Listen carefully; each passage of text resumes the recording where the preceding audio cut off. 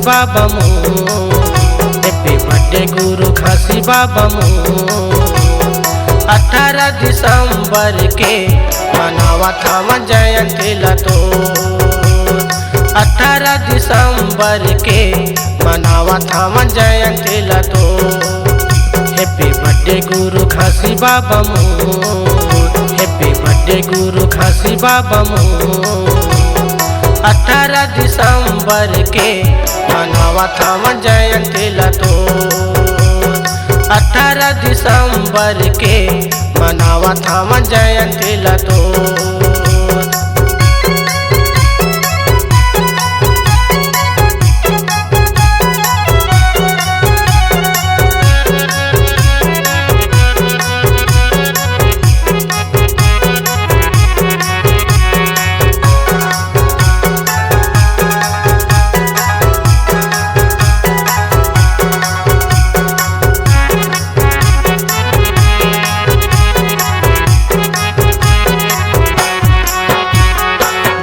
गामा बाबा तोरे जयंती मनाथंगा, जयते खम्मा बाबा साधा झंडा चढ़े हाथंगा।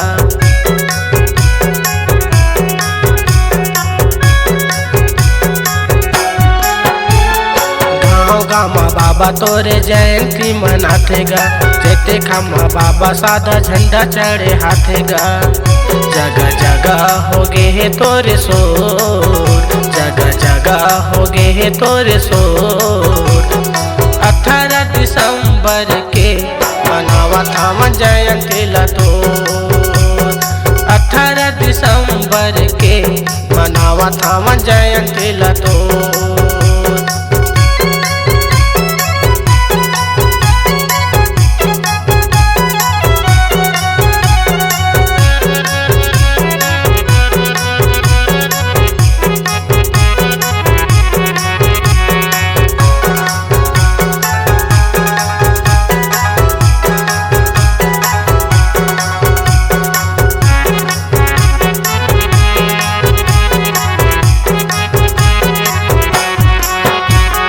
चौका पंथी गा के बाबा गाथन तोर भजन लगा, सुबह शाम गुरु तोरे करे थन जपन लगा।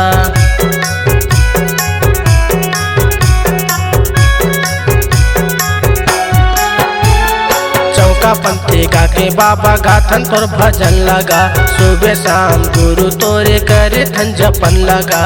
पूरा दुनिया में करे तया जोर, पूरा दुनिया ला करे तया जो।